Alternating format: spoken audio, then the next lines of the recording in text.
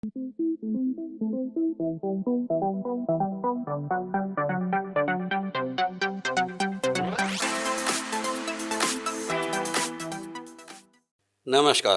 मैं पंडित सतीश शर्मा जयपुर से।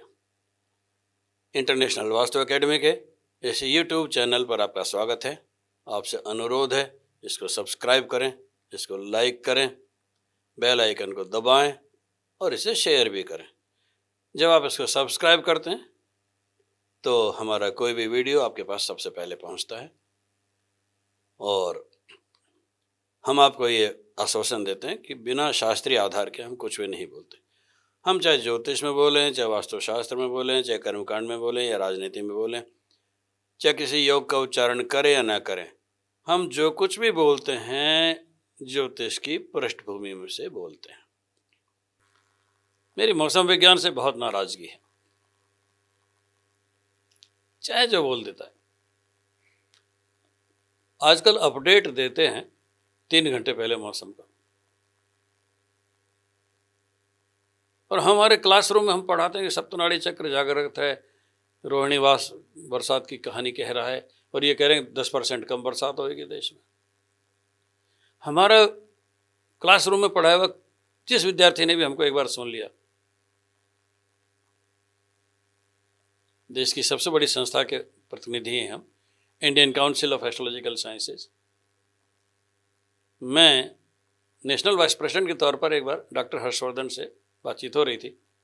मैंने दावा किया कि मैं 10 साल बाद की बरसात की भविष्यवाणी आपको बता सकता हूँ, किस दिन बरसेगा और किस दिन नहीं बरसेगा। सप्तनाड़ी चक्र वैदिक विद्याओं का सर्वश्रेष्ठ चक्र है।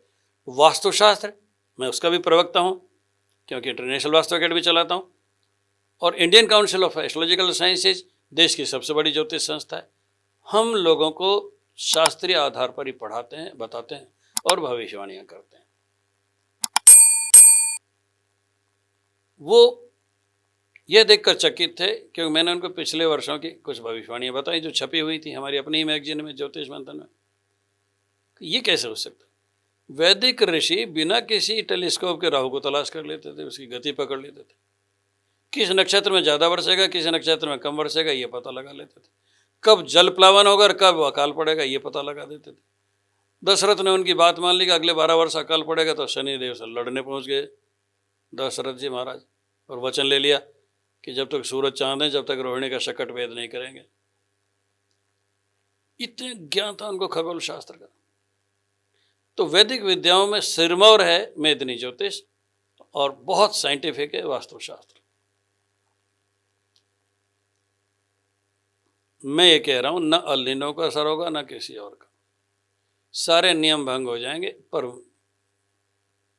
सप्तनाड़ी चक्र बरसात में अगर जागृत हो और उस समय बुध बृहस्पति वक्री हो, अस्त हो, शनिदेव वक्री हो, अस्त हो, उदय हो, आज बृहस्पति उदय हुए हैं, 2-4 दिन में परिणाम देख लेना, इतना जल प्लावन होगा जगह जगह।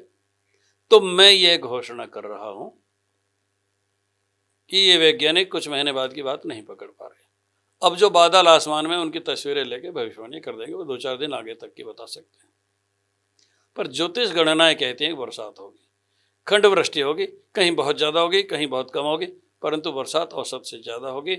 और इस देश में फसल उत्पादन, सकल राष्ट्रीय उत्पादन,